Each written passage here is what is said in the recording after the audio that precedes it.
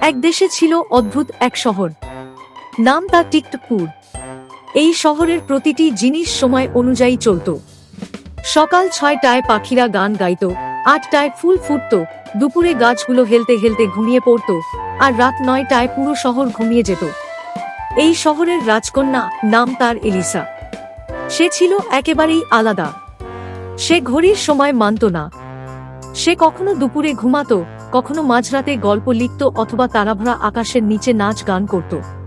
তার বোন তাকে বলতো, তুমি এভাবে চলতে থাকলে তো সময় ঠিকভাবে চলা বন্ধ করে দেবে।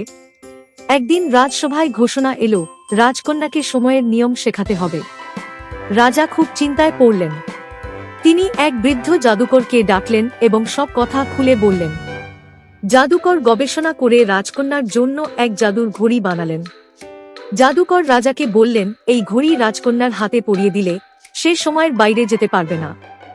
রাজা রাজি হলেন। এক রাতে রাজকন্যা ঘুমিয়ে পড়লে তার হাতে ঘড়িটা পরিয়ে দেওয়া হলো। সকালে উঠে এলিসা দেখল তার সব কাজ ঘড়ি অনুযায়ী চলছে।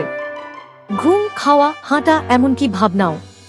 প্রথমে তার মজাই লাগলো, কিন্তু ধীরে ধীরে সে ক্লান্ত হয়ে পড়ল। এখন আর সে হঠাৎ গান গাইতে পারে না, হঠাৎ গল্প লিখতে পারে না। তার চোখের ঝিলিক ম্লান হয়ে গেল। একদিন সে রাজপ্রাসাদের গোপন লাইব্রেরিতে ঢুকে খুঁজে পেল একটি পুরনো বই, যার নাম সময় ছাড়া রাজ্য। সেই বইয়ে লেখা ছিল এক রহস্যময় ফুলের কথা, আলোর ফুল, যেটা একবার ছুঁতে পারলে জাদুর ঘড়ির বাঁধন ভেঙে যায়। কিন্তু ফুলটা পাওয়া যায় দূরের ঘুমন্ত বনে, যেখানে সবকিছু ঘুমন্ত এবং নিথর অবস্থায় আছে। এলিসা ভয় পেল, কিন্তু সে ঠিক করল নিজের আগের সেই সুন্দর সময় ফিরিয়ে আনবে। তাই সে একা পাড়ি দিল সেই ঘুমন্ত বনের পথে। বনে ঢুকতেই সে দেখল চারপাশের সবকিছু সত্যিই যেন নীরব এবং ঘুমন্ত। হাঁটতে হাঁটতে হঠাৎ সে দেখল দূরে একটি ছোট্ট আলো ঝলমল করছে। সে এগিয়ে গিয়ে দেখতে পেল একটি পাথরের ওপর ফুটে আছে সেই আলোর ফুল, যা দেখতে ছিল অদ্ভুত সুন্দর। সে পাথরের উপর হাত রাখল।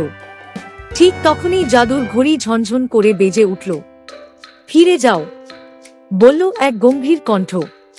কিন্তু এলিসা বলল, আমি সময়ের গোলাম হতে আসিনি, আমি নিজের গল্প লিখতে এসেছি। সে ফুলটিকে ছুঁতেই ঘড়ি ভেঙে চুরমার হয়ে গেল। এক ঝলক আলো চারপাশে ছড়িয়ে পড়ল। ঘুমন্ত বন জেগে উঠল।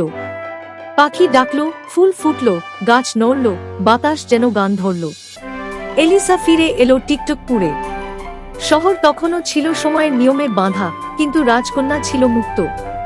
সেই থেকে প্রতি বছর ফ্রি টাইম ফেস্টিভ্যাল হয় টিকটকপুরে। একদিনের জন্য সবাই ঘড়ি খুলে ফেলে, নাচে, গায়, নিজের মতো করে আনন্দ করে। আর রাজকন্যা এলিসাকে আর কখনো কারো কথা শুনতে হয়নি।